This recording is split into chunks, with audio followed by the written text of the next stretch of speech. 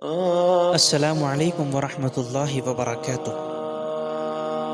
دوستوں، امید ہے کہ آپ حضرات بخیر و عافیت ہوں گے۔ اللہ تعالیٰ سے دعا ہے کہ اللہ تعالیٰ ہم سب کو بخیر و عافیت رکھے۔ حضرات، گزشتہ ویڈیو میں حضرت آدم علیہ السلام کے بارے میں بتایا گیا تھا، اور اس ویڈیو میں بھی ان کی پیدائش کے بارے میں بتایا جا رہا ہے۔ آپ حضرات سے ادباً گزارش ہے کہ آپ حضرات اس ویڈیو کو لازمی دیکھیں، اس ویڈیو کو سکپ نہ کریں، اور یہ بھی درخواست ہے کہ آپ حضرات اس چینل کو سبسکرائب کریں، اس لیے کہ اس چینل پر ہر ویڈیو ایسی ہوگی جس سے ہم سب کا فائدہ ہوگا انشاءاللہ۔ چلیے شروع کرتے ہیں۔ جب اللہ تعالیٰ نے حضرت آدم علیہ السلام کو پیدا کرنے کا ارادہ فرمایا تو زمین سے ایک مشت مٹی لی گئی، پھر اس مٹی کو مختلف پانیوں سے گوندھا گیا، یہاں تک کہ وہ گارا بن گئی اور چپکنے لگی۔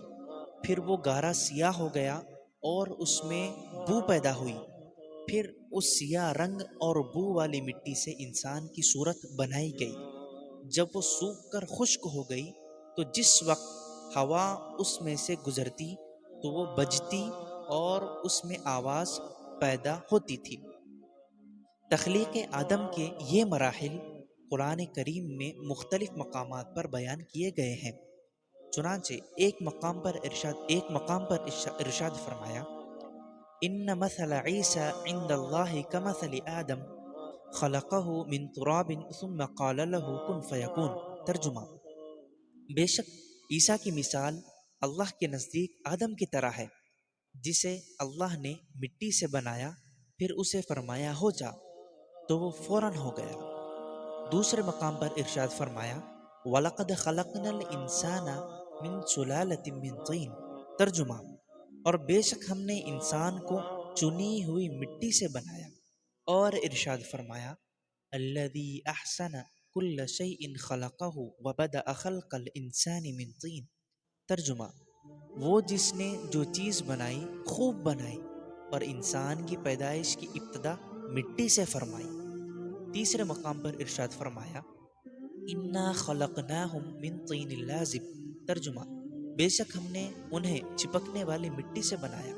چوتھے مقام پر ارشاد فرمایا، وَلَقَدْ خَلَقْنَا الْإِنسَانَ مِن صَلْصَالٍ مِّنْ حَمَإٍ مَّسْنُونٍ۔ ترجمہ: اور بے شک ہم نے انسان کو خشک بجتی ہوئی مٹی سے بنایا، جو ایسے سیاہ گارے کی تھی جس سے بو آتی تھی۔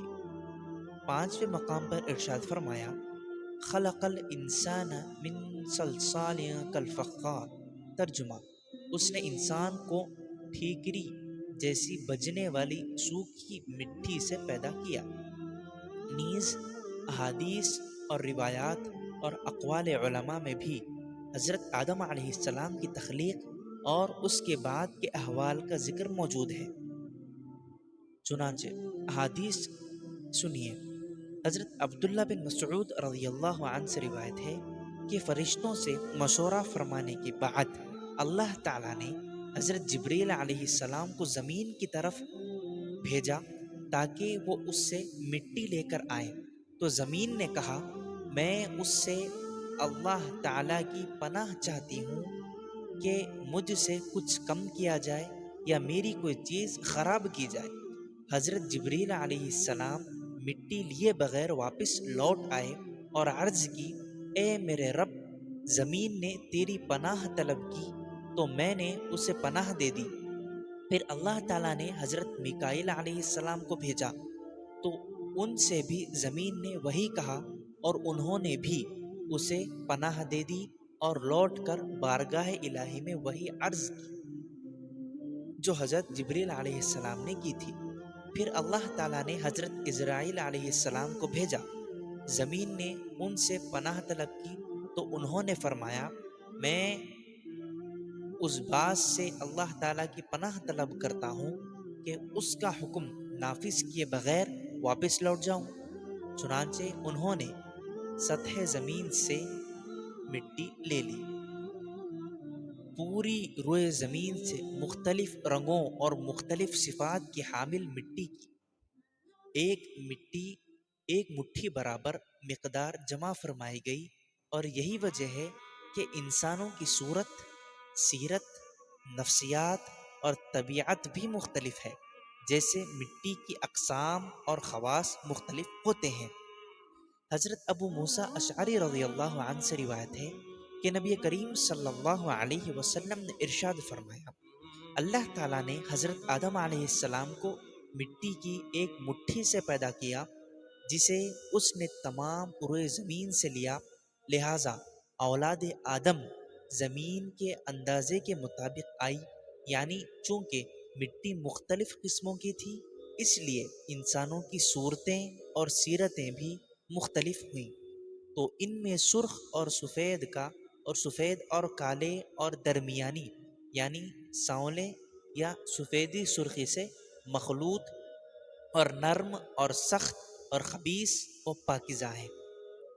حضرت آدم علیہ السلام کی مرحلہ وار تخلیق کی حکمت، یقیناً اللہ تعالیٰ اس بات پر قادر تھا کہ وہ حضرت آدم علیہ السلام کی مرحلہ وار تخلیق کرنے کی بجائے ایک ہی وقت میں یک بار آپ علیہ السلام کی تخلیق کر دیتا، لیکن اس نے اپنی حکمت کاملہ کے تحت ایسا نہیں فرمایا، بلکہ عالم کبیر یعنی کائنات کی پیدائش کی طرح عالم صغیر یعنی انسان کو بھی مرحلہ وار پیدا فرمایا۔ اس میں ہمارے لیے یہ تعلیم ہے کہ ہم بھی اپنے کام اطمینان سے اور مرحلہ وار کریں۔